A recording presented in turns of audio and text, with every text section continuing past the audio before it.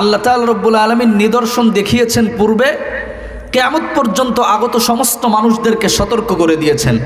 ওলামায়ে কেরামের সঙ্গে যদি সম্পর্ক নষ্ট করো, ওলামায়ে কেরামদেরকে যদি তোমরা কষ্ট দাও, ওলামায়ে কেরামদের উপর যদি নির্যাতন নিষ্পেষণের স্টিম রোলার চালাও, তাহলে এমন অবস্থা করব, সর্বপ্রথম ক্যাবিনেট থেকে, এরপর সংসদ থেকে, এরপর দেশ থেকে এমনভাবে পালিয়ে যেতে হবে, ঘোমটা মাথায় মহিলাদের মতো পালিয়ে যাবা, বিদেশেও জায়গা হবে না।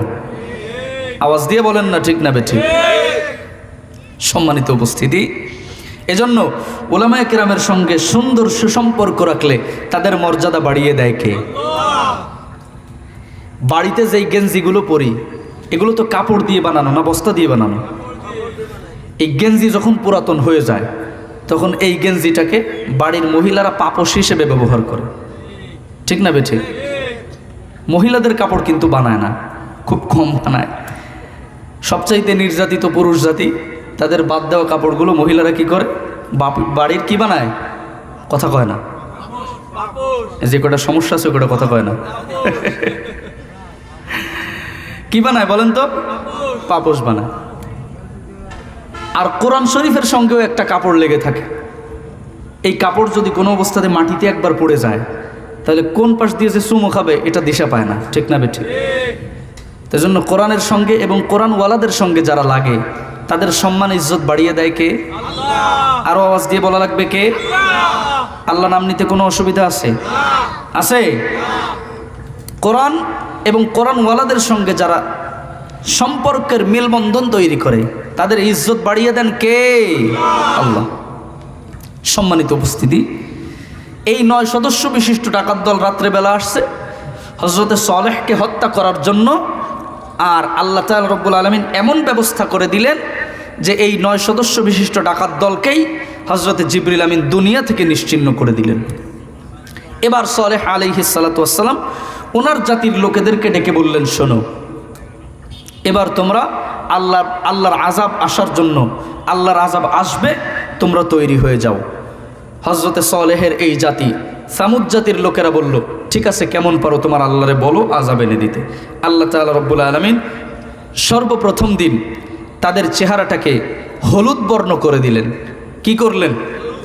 তাদের চেহারাটাকে হলুদ বর্ণ করে দিলেন।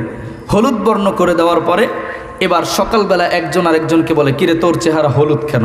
ও বলে, তোর চেহারাও তো হলুদ। পরবর্তী দিন আল্লাহ তাআলা রব্বুল আলামিন তাদের চেহারাটাকে লাল অথবা কালো বানিয়ে দিলেন।